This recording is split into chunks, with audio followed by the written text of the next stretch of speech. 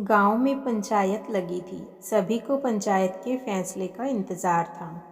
पंचायत प्रमुख विष्णु पावनी के मुंह से सुनना चाहते थे कि उसके साथ क्या हुआ और किसने किया। लेकिन पावनी नीचे सिर झुकाए रो रही थी। उसकी आंखों का झरना रुकने का नाम नहीं ले रहा था। उसके साथ साथ उसका पूरा परिवार बस न्याय की आस में खड़ा था। माँ तुलसी तो जैसे जड़वत हो अपनी लाडो की हालत देख मुरझा ही गई थी। पावनी का बापू बिरजू पेड़ से सटा बैठा बस शून्य में ही ताक रहा था। पावनी की भाभी रेखा और भाई आकाश पावनी को थामे हुए थे। आखिर क्या कसूर था 14 वर्ष की मासूम पावनी का। वो तो सिर्फ तितली बन अपने अरमानों के नन्हे पंखों संग इस रंग बिरंगी दुनिया में उड़ना चाहती थी। उसके हर रंग को जीना चाहती थी, पर इस बेरहम दुनिया ने उसके वो पंख ही नोच डाले थे।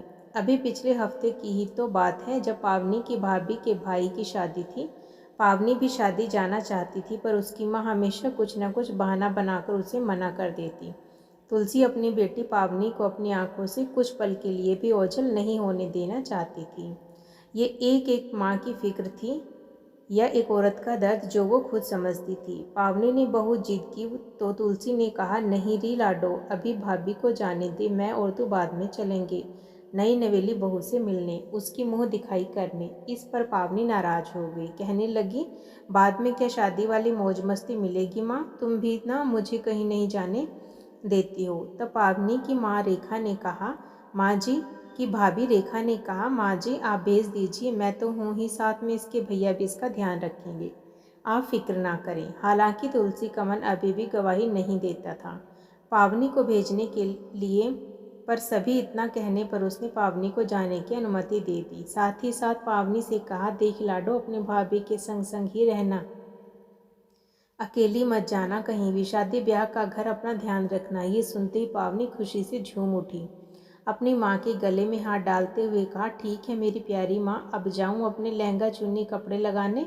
पावनी ने अपना लहंगा पहनकर माँ को दिखाया तो तुलसी को बिल्कुल अपनी बेटी में अपनी परछाई नजर आई। पावनी भी गाने लगी, माँ तेरी बेटी आज बिल्कुल तुझसी नजर आती है, देखूं जो मैं आईना तेरी परछाई नजर आती है। कहकर पावनी हंसने लगी। तुलसी ने अपनी बेटी की बलाया ली और कहा, बिल्कुल पगली है तू। एक बार फिर समझाया पावनी को कि लाडो ध्यान रखना अपना, जरा भी भाभी से अलग मत होना। पावनी ने हंसकर कहा, क्यों माँ इतनी चिंता करती है, अब मैं बड़ी हो गई हूँ, तुम फिक्र मत करो। तुलसी ने मन ही मन कहा, इस बात की ही तो फिक्र है मेरी लाडो, सियानी होती बेटी, इस पर दुनिया की नज़र सबसे पहले जाती है। बस फिर क्या था, अपनी माँ से अनुमति मिलने पर पावनी भी खुशी खुशी तैयार हो भाभी के संग ब्याह में आ गई। बारात में भी नाचती गाती किशोर उम्र की पावनी गुलाबी रंग के लहंगे में अलग ही सुंदर दिखाई दे रही थी। जैसे ही बारात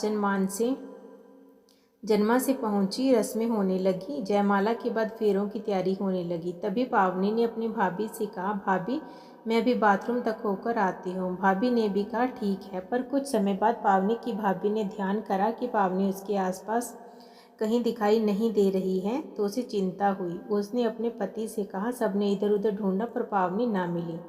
दुल्हन की विदाई कराने का भी समय आ गया, पर पावनी का कहीं आता पता नहीं था।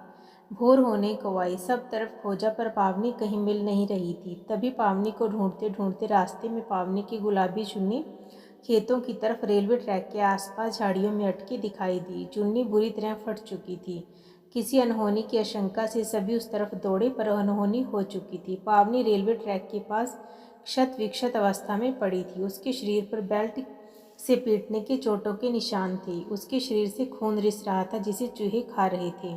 सभी पर जैसे वज्रपात सा हुआ। कुछ समय बाद पावनी के शरीर की चोटों का इलाज तो हो चुका था, लेकिन उसके मासूम दिल पर जो चोट लगी थी उसका इलाज कहीं नहीं था। हर दम चहकने वाली पावनी चहकना भूल चुकी थी। वो एकदम शांत हो चुकी थी।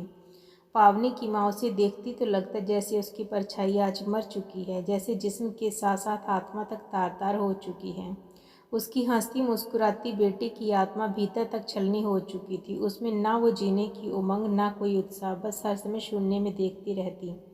एक दिन माँ ने पूछा, पावनी क्या तुझे पहचानती हैं? तब पावनी ने खामोशी से हाँ में जवाब दिया। तब माँ ने पूछा, लाडो क्या तुझे सजा दिलाना चाहती हैं? तब उसकी मासूम आंखों से आंसू झरने लगे। माँ ने अपनी लाडो को कलेजे से लगा लिया। आरोपी लड़का ऊंची जात का गांव के प्रधान का भतीजा था। पंचायत ने दोनों पक्षों में सुलह करानी चाहिए। कहा, प्रधान जी 2 लाख रुपए देने को तैयार हैं इस मामले को निपटाने के लिए। बता पावनी बेटा क्या कहती है? जैसा कहेगी वैसा ही होगा। ये सुनकर पावनी पर बिजली सी टूट पड़ी। जो पावनी अभी तक शांत बैठी थी वो अब दुर्गा बन चुकी थी।